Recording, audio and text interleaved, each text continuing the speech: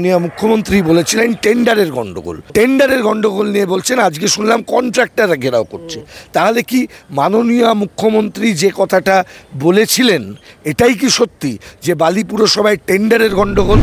এই মুহূর্তে বালি পুরসভার ঘটনার নিরপেক্ষ তদন্তের জন্য কম্পিউটার অ্যান্ড অডিটর জেনারেলকে দিয়ে ভারতের তদন্ত করাতে হবে। মনে রাখবেন, all of them will be answerable. যারা প্রশাসনিকভাবে দায়িত্বপ্রাপ্ত তারাও কিন্তু সাবধান হয়ে যান, কোনো ফাইল এদিক ওদিক করবেন না।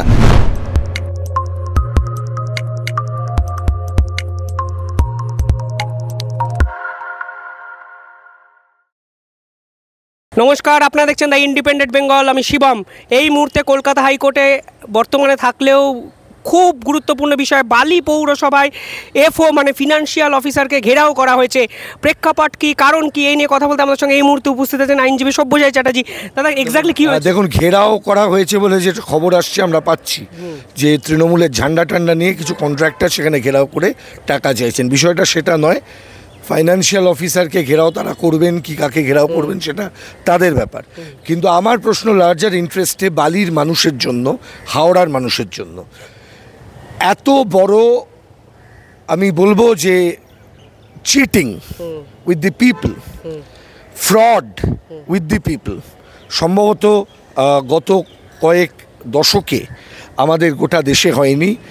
এটা হচ্ছে একদম বলা যেতে পারে আইনসভা তার একটি অংশ, এক্সিকিউটিভের একটি অংশ এবং সরাসরি প্রশাসনের সর্বোচ্চ মাথারা এই ফ্রডের সঙ্গে যুক্ত আছেন।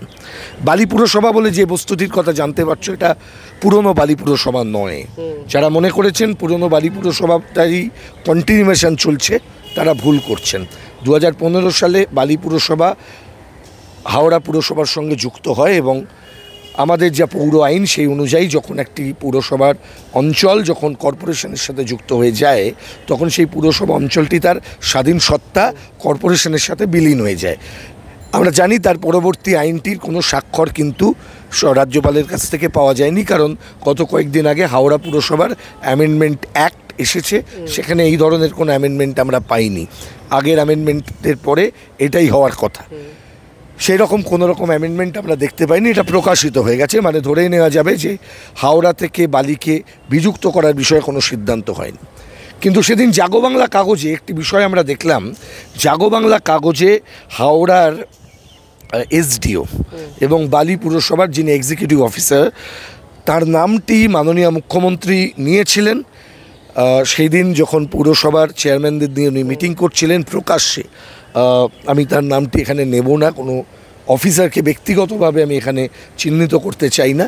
আদালতে চিহ্নিত হবেন, আমরা আইন আদালতের দ্বারস্থ হব, কারণ এটা পাবলিক মানি, পাবলিক প্রপার্টি এবং চার্টার এখানে involved, charter of citizens charter এখানে ইনভলভ। যেহেতু আমরা স্বাভাবিকভাবেই এই সমস্ত প্রপার্টির হিসেব নিকেশ, বালির পুরসভার যে মূল টাকা সেটা হাওড়ার সাথে চলে গেল, সেই টাকাটা কোথায় গেল? কারণ আইনের চোখে এখন যেটাকে বালি পুরসভা দেখানো হয় সেটা ওয়েস্ট বেঙ্গল মিউনিসিপ্যাল অ্যাক্টে বালি পুরসভা, নবগঠিত বালি পুরসভা।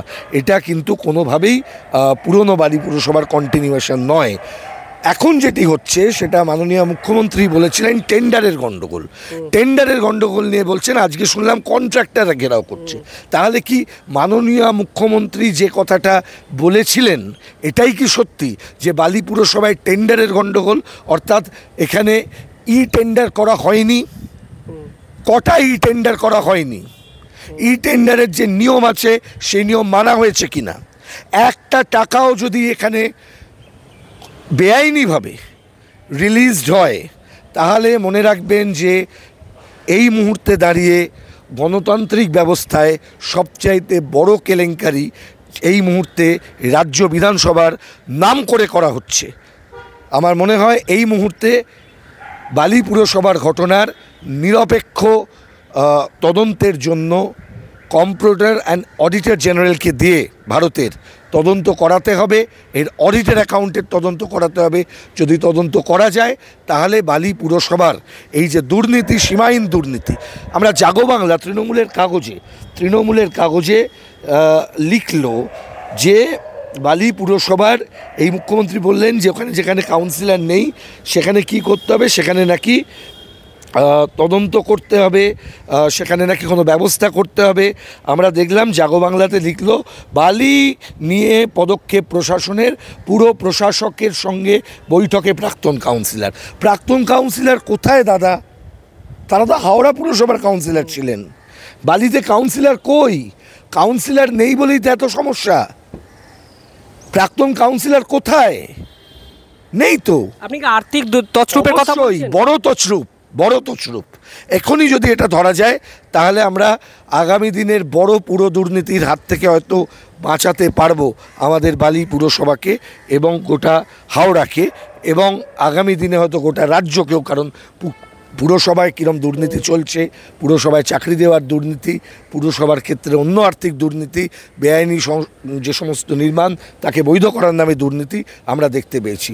আমরা লড়াই শুরু করেছি, লড়াই করব, এই লড়াই আদালতে আসবে। সুতরাং আজকে যদি কোনো রকম ফাইল, কোনো রকম গণ্ডগোল করার কেউ চেষ্টা করেন, মনে রাখবেন all of them will be answerable। যারা প্রশাসনিকভাবে দায়িত্বপ্রাপ্ত তারাও কিন্তু সাবধান হয়ে যান, কোনো ফাইল এদিক ওদিক করবেন না। এটা মাননীয় মুখ্যমন্ত্রী সেদিনকে ইন্ডিকেট করেছিলেন প্রকাশ্য বৈঠকে, আমরা তার কথাকেই এক্সিকিউট করছি। তিনি এখানে যা বলেছিলেন আজকে দেখা যাচ্ছে সেই জায়গাতেই কন্ট্রাক্টররা গিয়ে তৃণমূলের ঝান্ডা ধরে টাকা পয়সার হিসেব চাইছেন। তাহলে কি যদি এমনটা হয় টাকা পয়সার গণ্ডগোল হয়েছে, তাহলে কি ডালমে কুচ কালা হ্যায়? আসলে কি ওই দুর্নীতির যারা মাথা তারা পুরসভার ভিতরেই আছেন? কারা এক্সিকিউটিভ অফিসার? কারা ওই প্রাক্তন কাউন্সিলরদের নিয়ে, তথাকথিত প্রাক্তন কাউন্সিলর যাদের কোনো অস্তিত্ব নেই, এই মুহূর্তে কোনো নির্বাচন হয়নি, যারা নির্বাচিত নন, তারা কিভাবে পুরসভার মধ্যে ঢুকছেন? কিভাবে এসডিও ওখানে মিটিং করলেন? তিনি এক্সিকিউটিভ অফিসার, তিনি কোন আইনের ভিত্তিতে প্রাক্তন কাউন্সিলরদের নিয়ে মিটিং করলেন? জবাব দিতেই হবে। না কোথাও কি আদালতে আনার একটা আপনি একটা হুঁশিয়ার দিচ্ছেন, মানে তৈরি থাকতে বলছেন সবাইকে? তৈরি থাকতে হবে খুব তাড়াতাড়ি। এই বিষয়ে আদালতের সামনে তাদের জবাবদিহি করতে হবে প্রত্যেককে। এমনি পুরসভা নির্বাচন নিয়ে মুখ্যমন্ত্রী বলেছিলেন, নির্বাচনের বিষয়ে মুখ্যমন্ত্রী কোনো কথা বলেননি, বলতে পারবেনও না। কিন্তু এই পুরো ঘটনাগুলো ঠিক হওয়ার জন্য কবে নির্বাচন হবে এই নিয়ে কোনো কথা বলেনি, বলতে পারবেনও না। নির্বাচনটা কোথাকার হবে? হাওড়ার না বালির? বালি কোথাকার? পুরনো বালিটা কোথায় গেল? পুরসভা তো একটা অঞ্চল, একটা এলাকাটা তো উবে যায়নি, ওটা তো হাওড়ার সাথে যুক্ত ছিল শিডিউলে। তাহলে সেই জায়গাটা কোথায় গেল? আজকে সব প্রশ্নের উত্তর চাই।